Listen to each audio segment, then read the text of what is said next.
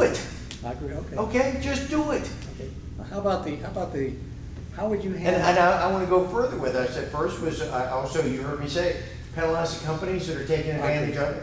And now thirdly, it might be a little bit more tricky, but I'm willing to, I'll sign the bill, I'll sponsor, which is just because you're here illegally and you have a child, that child has full rights of citizenship. I don't think that should be. Okay. I'm sorry. That's my question. Do you see a way that you could deny that citizenship and still not violate the Constitution? Not yet, I don't. If you've got a solution, well, you're going to give me one, aren't no, you? I know, but I think about it. Well, I'd like to figure that, but right now, I just don't think just because illegals can somehow smuggle themselves across the Rio Grande at night and they have a baby, that baby's an American citizen. That just doesn't seem right. We can stop providing support. Right.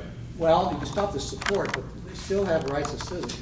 I would think that somebody, like maybe the Heritage Foundation or somebody who's very smart legally, if they could find a way to make a partition for these illegals and having their kids here, denying them citizenship.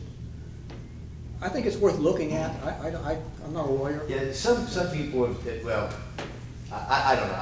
I could go on with it. What were the others? So we talked about health care. I want it repealed. Yeah. I want a health care bill for people, okay? I provide health care for all my employees. David provides health care for all his employees. I do for all my employees. I pay 100%.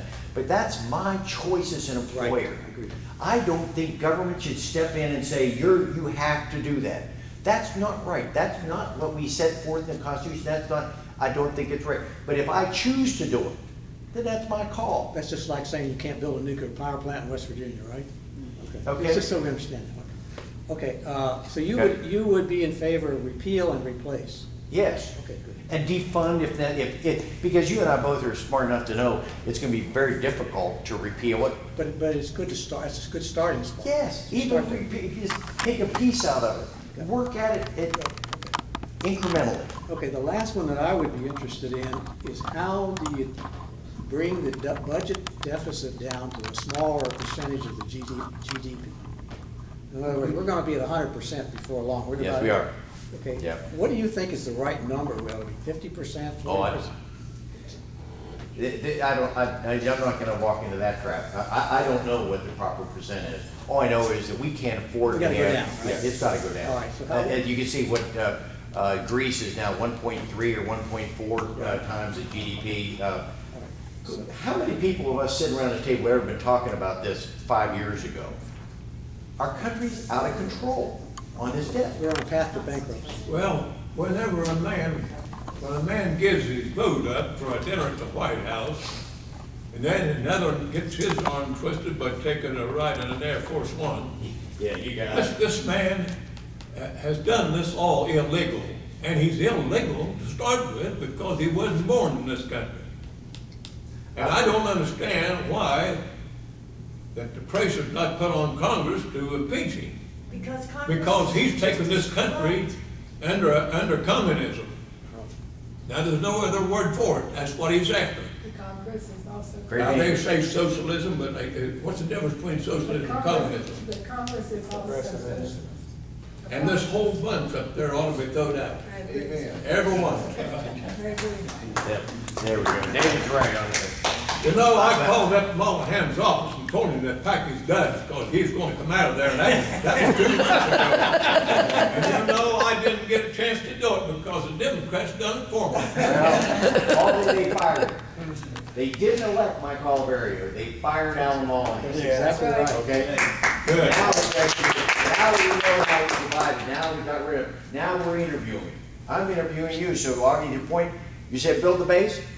That's what I'm here for. Well, I want you to feel comfortable with me. That's the only way we're going to win this thing is building the base. I agree completely with what you're saying on that. And we are building that base. I want to make sure that as this campaign ratchets up to speed even faster than it is already right now, that we can answer more. I want to have more specific answers for you. Hey, Dave. Because you deserve it. Dave. Yeah, David. One of the ways we can balance the budget to start is basically get rid of some of the environmental restrictions stop paying these attorneys for these green organizations, stop giving them money, but become energy independent with all the vast resources we have. Just in the shale oil alone, we have 3 times as much oil as Saudi Arabia.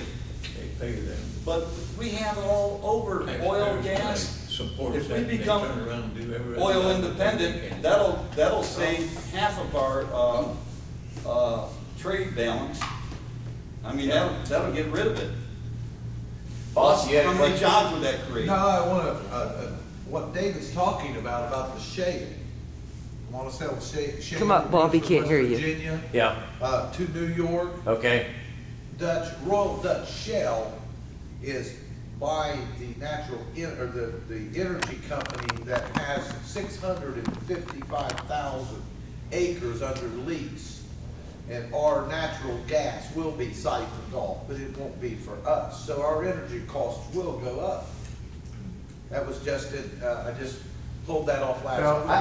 I hope they don't have, go up, but I think what we have to do this time, Bob, we lost our coal, and it We was haven't sold out lost- from under some mineral rights, okay?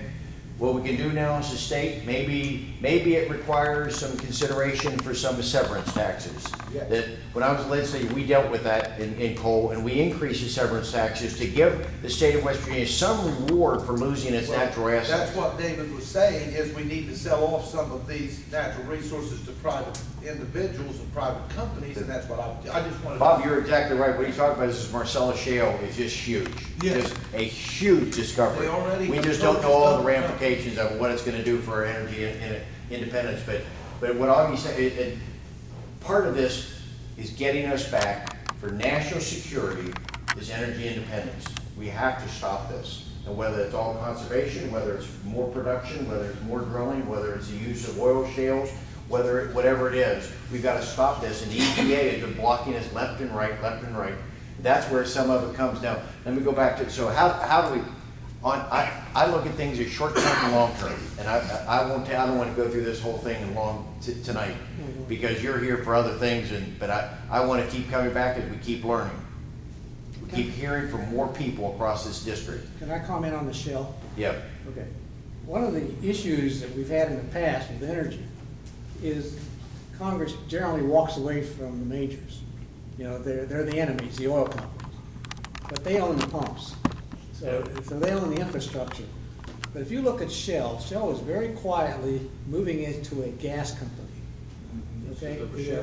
Where Exxon and these guys have moved away, Shell has seen that the future for this country and the future for the world is natural gas. So they're acquiring all these resources, and they're very good at converting natural gas to diesel fuel and gasoline. So I think that's a good play, because once you have these majors in here who can make that conversion, you are on the path to energy independence, because that's going to be right here in this country. Okay? One of the things that we've been working is, I'm not particularly fond of earmarks when we're running deficits. I know people got used to them, but until we got a balanced budget again, I'm really not favoring earmarks. But having said that, one of the first things, once we can develop a